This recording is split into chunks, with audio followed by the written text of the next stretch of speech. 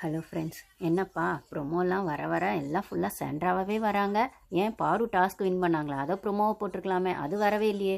இப்போ தான் லைவில் வந்து சாண்ட்ரா வந்து அந்த டாஸ்க்குக்கு போக போகிறாங்க. அதுக்குள்ளே அதை பற்றி வேணால் ப்ரொமோ போட்டுருவாங்க. பட் ஆனால் பாரு வின் பண்ணி டாஸ்க்கே முடிஞ்சிடுச்சு. ஆக்சுவலி உங்களுக்கு ஒரு நாள் முன்னாடி தானே ஷூட்டு, போடணுன்னா போட்டிருக்கலாம்ல. வெறும் சாண்ட்ரா ப்ரோமோவே போட்டிருக்காங்க. ஆக்சுவலாக நம்மளுக்கு வரலாம், நான் ஆல்ரெடி சொல்கிற மாதிரி லைவ் தான் ஒரு நாள் முன்னாடி தான் இவங்க போடுற அந்த 1 hour எபிசோடு தான் வந்து லைவ் நடக்கிறதுக்கு முன்னாடி இவங்க எடிட் பண்ணி அந்த ப்ரோமோ எதை போடணும்னு டிசைட் பண்ணும்போது, ஏன் ஒரு ப்ரோமோ கூட பாரு இது நீங்கள் போடவே இல்லை அப்படின்னு ஒரு கொஸ்டின் வரும்போது, என்ன சேனல் பாரு அவாய்ட் பண்ணுறீங்களா, பாரு இல்லாமல் ஷோவை கொண்டு போக முடியும்னு ப்ரூஃப் பண்ணுறீங்களா அப்படிங்கிற மாதிரி ஒரு கேள்வி இருக்குது.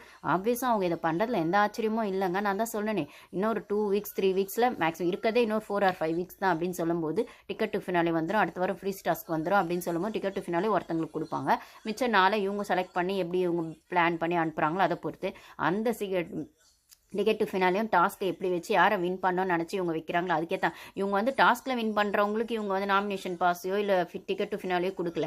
டிக்கெட் டு ஃபினாலே யாருக்கு கொடுக்கணும், யாருக்கு நாமினேஷன் பாஸ் கொடுக்கணும்னு பிளான் பண்ணி தான் வந்து இப்போ இந்த ஃப்ரீ டாஸ்க்கும் அப்படி தான். யாருக்கு ஃப்ரீ டாஸ்க் கொடுத்து யார் வந்து வின் பண்ண வச்சு அந்த குழந்தைங்க, நான் சொன்ன மாதிரி சாண்டாவோட குழந்தைங்கள உள்ளே வர வச்சு அவங்களுக்கு ஒரு ஹைப் கொடுக்கறதுக்கு. இப்போ வந்து அவங்க சாண்டாவோட குழந்தைங்க உள்ளே வந்தாங்கன்னு வைங்களேன், அந்த ஒரு அம்மா அப்படிங்கிற அந்த விஷயத்தை உள்ளே கொண்டு வந்து அதுக்கான ஒரு சாஃப்ட் கார்னரை உள்ளே கொண்டு வந்து இவங்க என்ன வந்து கேம் வந்து ஆடவே இல்லைனாலும் இரிட்டேட்டிங்காக ஆடினாலும் எதுவுமே கேமில் பண்ணலான்னாலும் ஃபவுல் கேம் ஆடி அவங்க ஹஸ்பண்ட் வெளில போகும்போது வெளில போய் டோரை டச் பண்ணிட்டு உள்ளே வந்தது அப்படின்னு எது ஆடினாலுமே அதெல்லாமே ஆயிடும், அதாவது சட்டில் போயிடும் அப்படின்னும் அந்த எமோஷனலில். அதே மாதிரி விக்ரம் ஒய்ஃபையும் உள்ளே விட்டு அப்படியே வந்து அவருக்கு ஒரு நல்ல ஹஸ்பண்டு, எவ்வளோ பேர் genuine gentle man family man அப்படின்னு காமிச்சிட்டு இவங்களுக்கான ஃபவுல் எல்லாத்தையும் இவங்க கரெக்ட் பண்ண முடியும் அப்படிங்கிறத பிளான் பண்ணி தான் இந்த ஃப்ரீ டாஸ்க்கு பண்ணுறாங்க.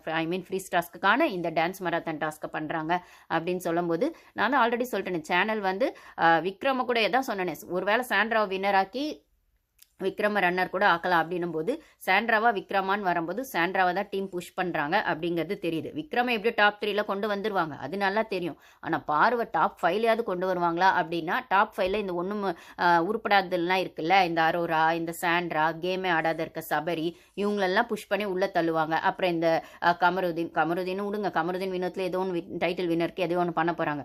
மொத்தம் அதாவது கமருதீனாவது ஏதோ ஒன்று பண்ணுறான், வினோத்தாவது ஏதோ ஒன்று பண்ணுறாரு, ஆனால் ஒன்றுமே பண்ணாமல் இருக்கு. இந்த சாண்ட்ரா கதவு கிட்டே உட்காந்துங்கன்னு அந்த மாதிரி ஒரு மாதிரி எமோஷனல் கேம் ஆடிக்கிட்டு ப்ளே பண்ணுறது இருக்கிறது.